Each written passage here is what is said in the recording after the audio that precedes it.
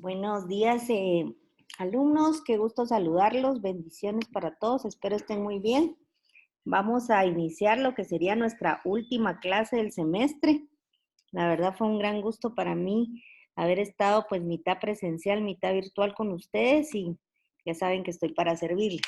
Hoy vamos a tener nuestra segunda parte del tema sustancias indeseables en alimentos y voy a comenzar tratando de que participen un poquito viendo estas fotografías. ¿Por qué creen que están los frijoles acá en primera plana?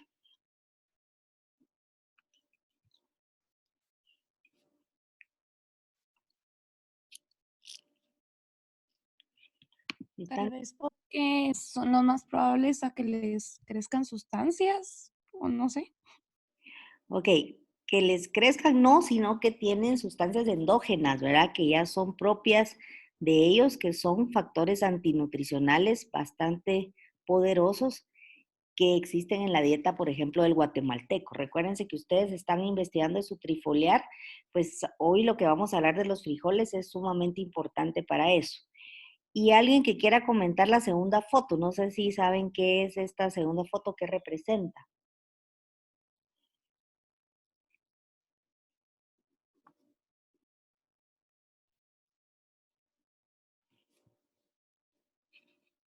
¿Nadie ha oído hablar de esto como lo que está visualizado ahí en la foto?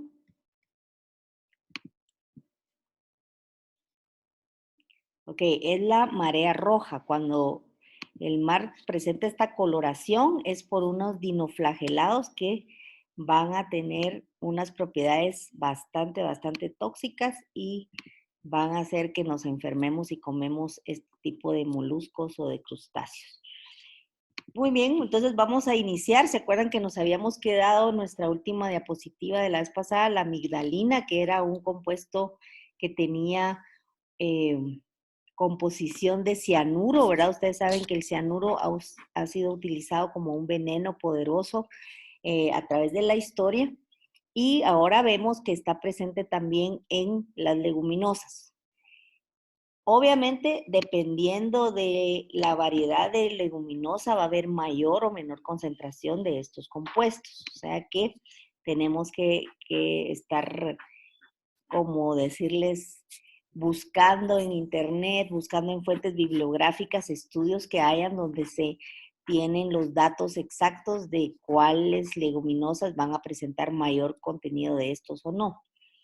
Otra cosa que las contiene son las semillas de los frutos, pero gracias a Dios, por ejemplo, la semilla de un durazno, la semilla de un dátil, de un níspero, no se consumen. Entonces, eso hace que no sea preocupante que esté compuesto ahí.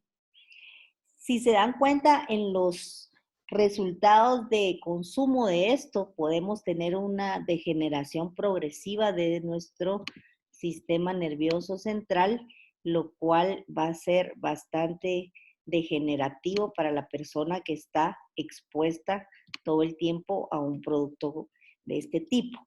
También hay ciertas condiciones de una ceguera especial que se da por el consumo de este tipo de productos tóxicos.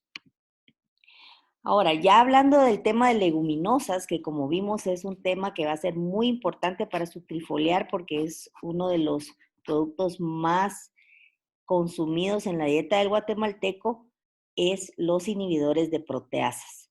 Básicamente en el frijol, muy importante, inhibidores de tripsina, ¿verdad? Entonces son proteínas que van a inhibir las enzimas que digieren las proteínas en mamíferos, ¿verdad?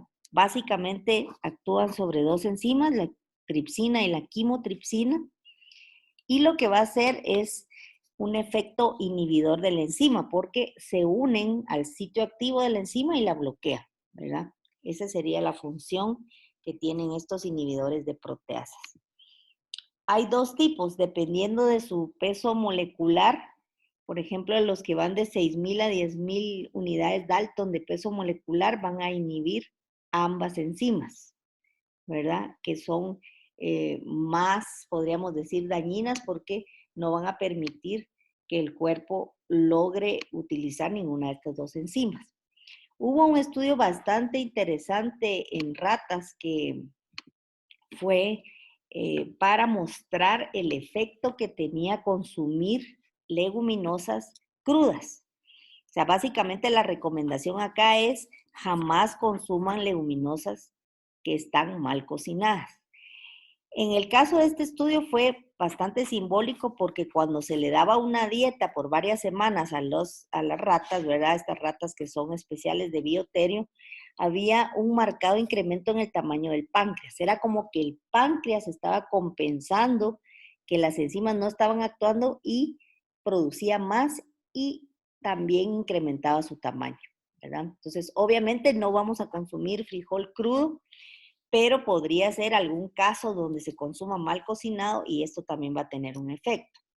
Entonces, acá la conclusión es que la cocción va a ser uno de los mecanismos más importantes para mejorar la absorción de proteínas a través de una dieta alta en leguminosas.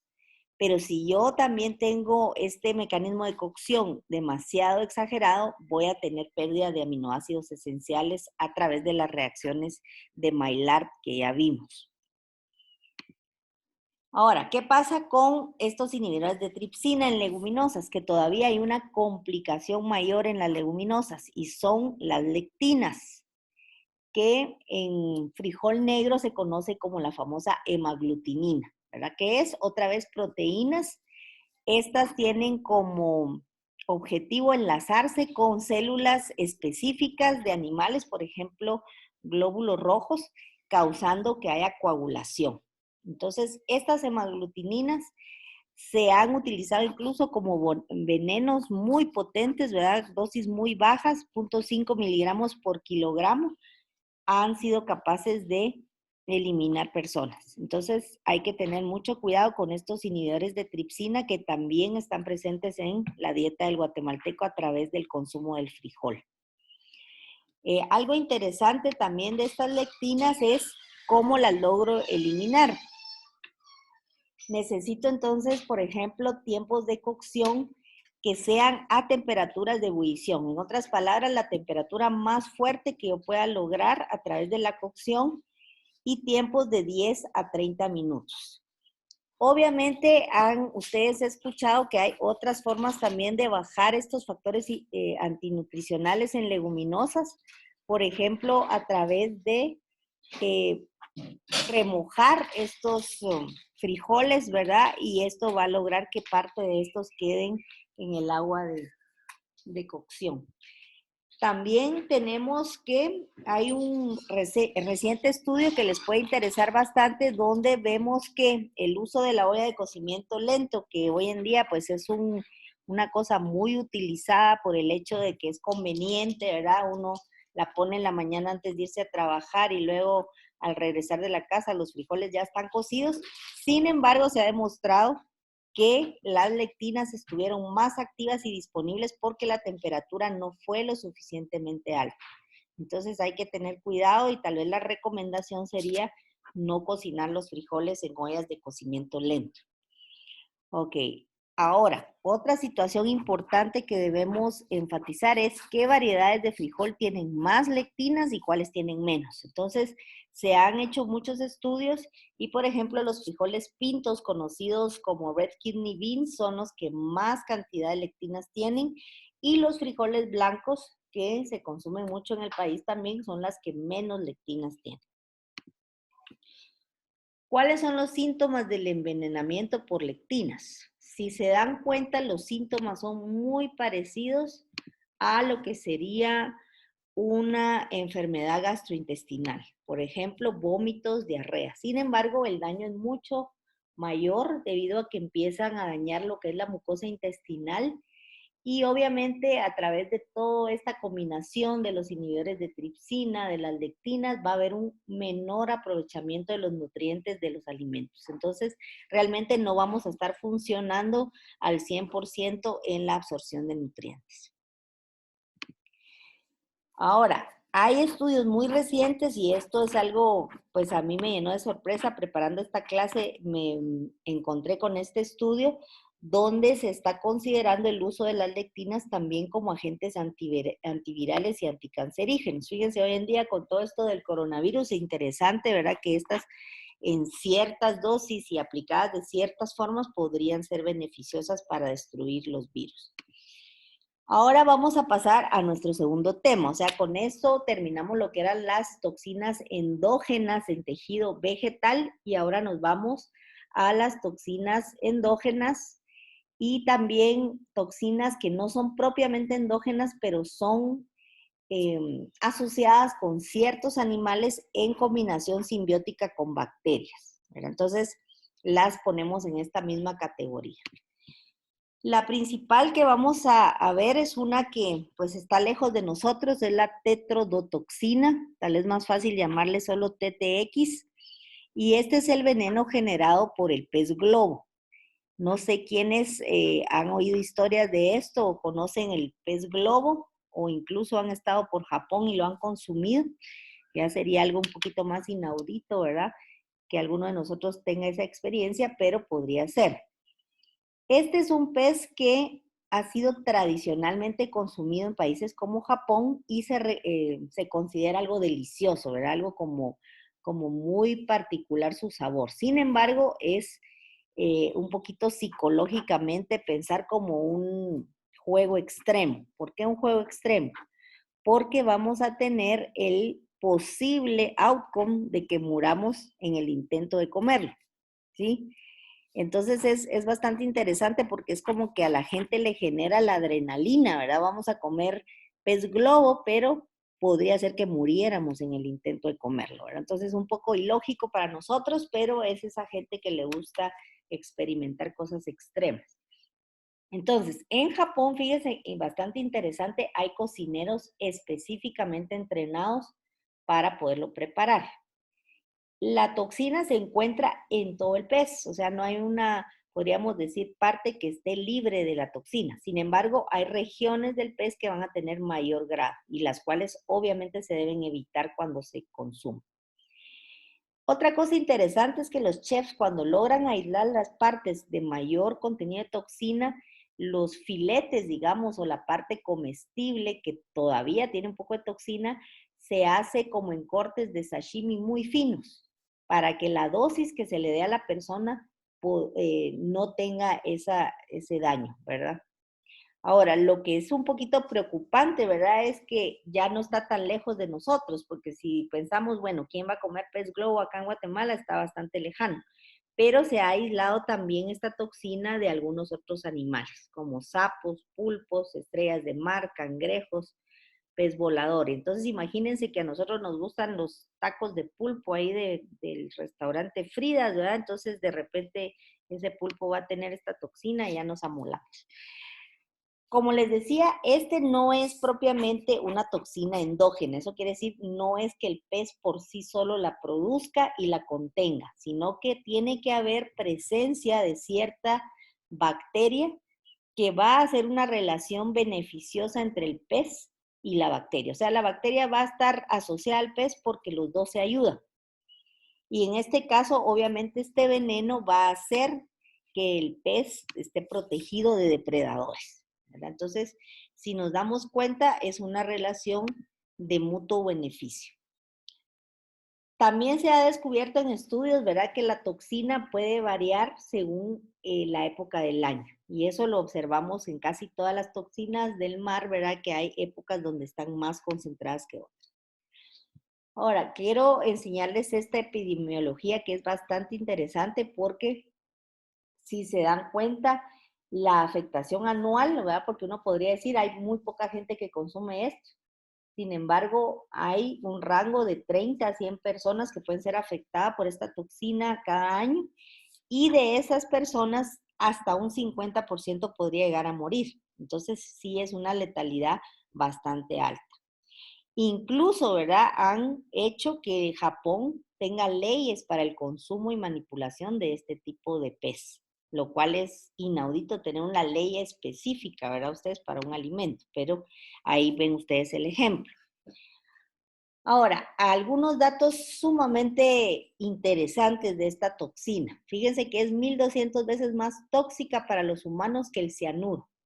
Entonces ahí tenemos ya que la dosis, por mínima que sea, puede ser letal. Otra cosa interesante, y esto va a ser bastante común a la mayoría de toxinas, es que son muy estables. Son compuestos químicos que no se degradan con facilidad. Eso quiere decir que yo puedo remojar el alimento, lo puedo cocinar y la toxina va a seguir ahí como que sin nada, ¿verdad? Entonces, eso hace más difícil lograr deshacerse de él. Acá también vemos que hay diferentes grados de afectación por el consumo de esto. Por ejemplo, puedo ir desde algo muy leve, ¿verdad? Cuando la dosis es bajísima, como sería un dolor de cabeza o un síntoma gastrointestinal, hasta lo que sería un grado 4, donde obviamente ahí ya lo que espera es la muerte porque hay paro respiratorio, paro cardíaco, hay pérdida de la conciencia, ¿verdad? Entonces hay una baja en la tensión sanguínea y por último el shock anafiláctico. Y este es nuestro amigo el pez globo o pez erizo, ¿verdad? Que como les digo, constituye un enigma, ¿verdad? Para la mayoría de nosotros de decir por qué la gente, sabiendo que es tan peligroso, lo sigue consumiendo. Ok, ¿cómo actúa la enzima? Y esto es bastante interesante. Si se dan cuenta, después del consumo de pez, vamos a tener aproximadamente 1 hora donde van a aparecer los síntomas. ¿Qué va a hacer la toxina? Va a bloquear el movimiento de los iones de sodio a través de la membrana de las fibras en los nervios. Y eso va a impedir que los impulsos nerviosos sean transmitidos. Entonces, por eso es que toda la sintomatología es en el sistema nervioso. La muerte va a poder darse en un término muy rápido, de 6 a 24 horas. Muchas veces llevan a los pacientes al hospital ya en un serio shock y realmente no hay un tratamiento para solucionarlo. Lo que se hace muchas veces es un lavado gástrico y la acción de carbón activado.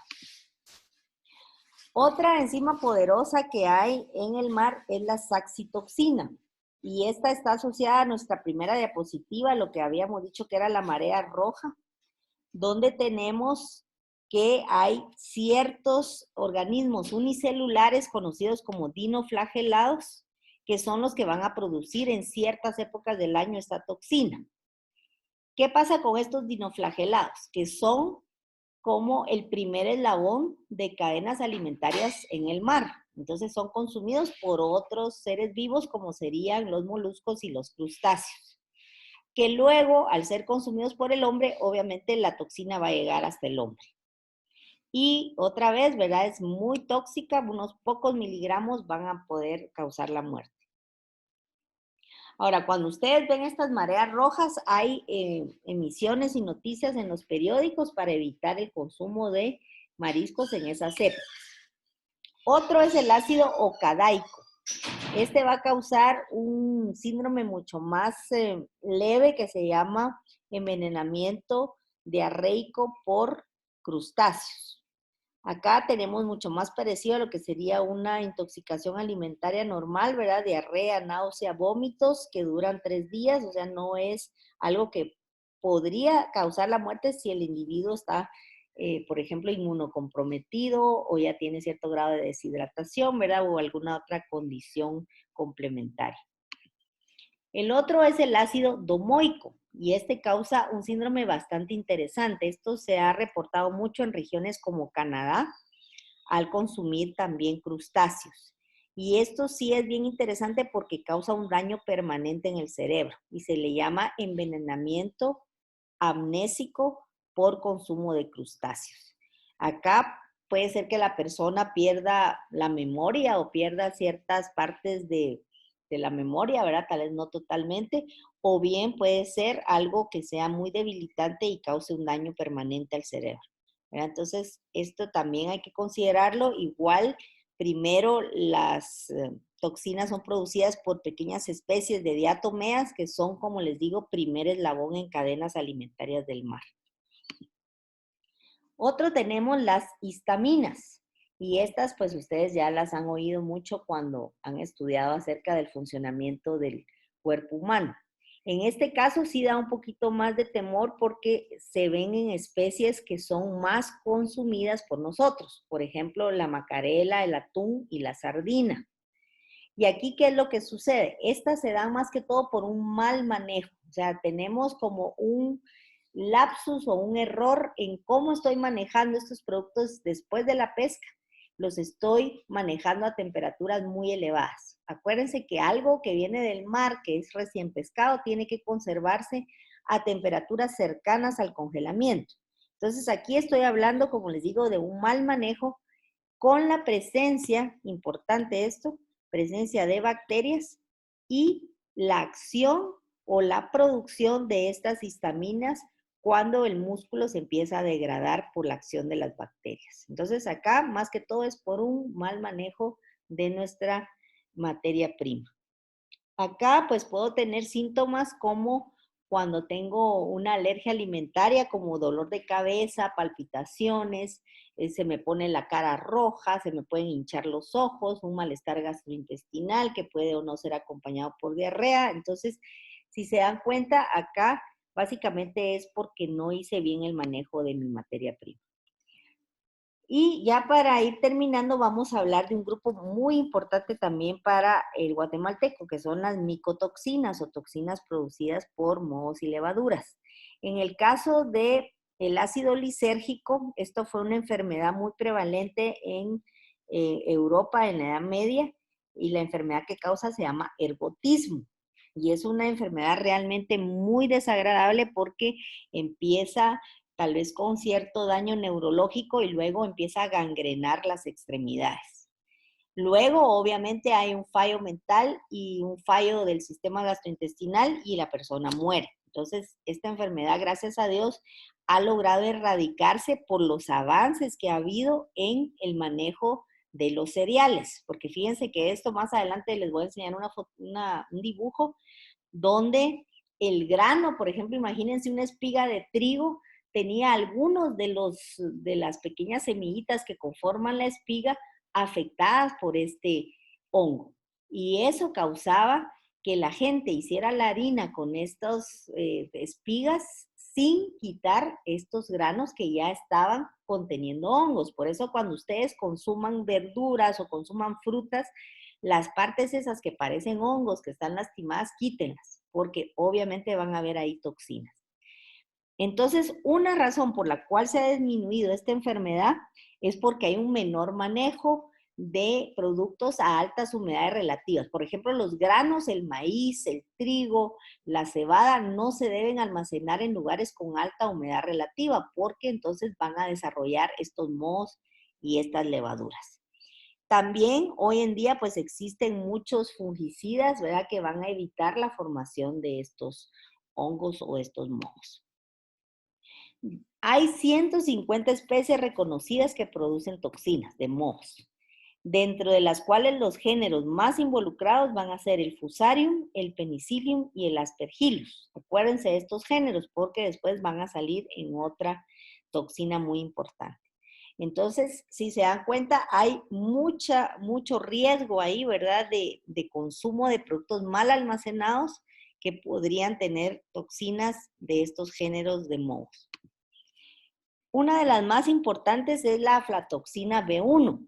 Y esto les traigo el ejemplo, es un ejemplo muy antiguo, pero muy representativo, que lo quiero mostrar porque para que vean ustedes cuál es el alcance de estas toxinas por lo estables que son. O sea, ya dijimos que no las daña las altas temperaturas, no las daña el remojo, no les dañan otras formas de preparar el alimento. Entonces, en 1960 en Inglaterra, se les dio a consumir una dieta de manía a miles de pavos. Pero ¿qué sucedió? Cuando la gente se comía el pavo le daba una enfermedad bastante terrible, que llegó a conocerse como la enfermedad X de pavos, ¿verdad? O sea, como que no le podían poner un nombre más creativo, ¿verdad? Entonces le pusieron así. Entonces, ¿qué sucedió? Que este maní que estaba siendo usado para la dieta de estos animalitos había sido mal almacenado. Otra vez, ¿verdad? Bodegas con alto contenido de humedad.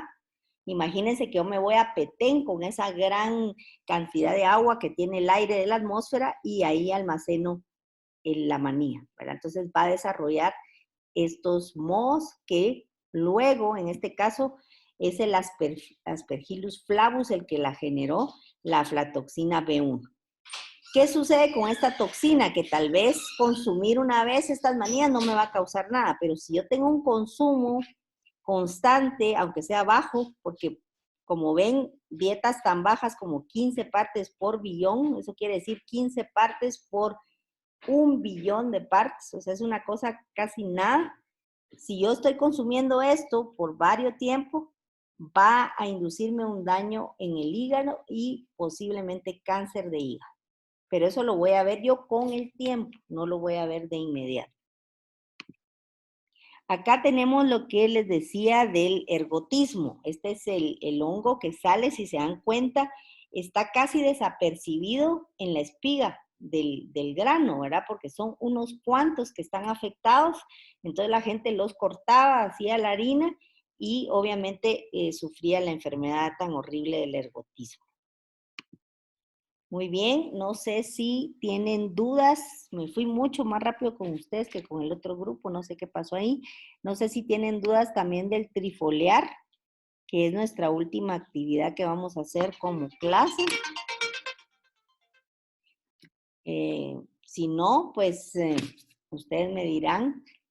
Voy a estar terminando de calificar algunas cosas que todavía me faltan con ustedes en estos días, entonces estén pendientes ahí de revisar su zona para que todo esté bien. Igual la nota de laboratorio ya me la pasó la licenciada María Esther. Revisen que sea la correcta, por favor, y entonces con eso estaríamos finalizando nuestra reunión de hoy. Ha sido un verdadero gusto para mí darles clase este semestre, a pesar de las condiciones tan extrañas, ¿verdad? Y espero en un futuro volverlos a ver y a encontrar. Así que un gusto conocerlas y conocerlo, porque sé que hay un chico por ahí. Y bendiciones para todos. Aquí, a ver, en el chat me sale alguna pregunta. Vamos a ver. Ah, tan linda. Gracias, ingeniera. Bueno, muy bien. Estoy para servirles nuevamente, ¿verdad? Hay que confiar mucho en Dios en estos tiempos, a aferrarse a Él. Los temas del final los voy a colocar ahí en el portal para que no haya confusión, así que no tengan pena, yo voy a estar creando un aviso ahí para que sepan exactamente qué temas vienen. Así que un abrazo fuerte virtual para todos.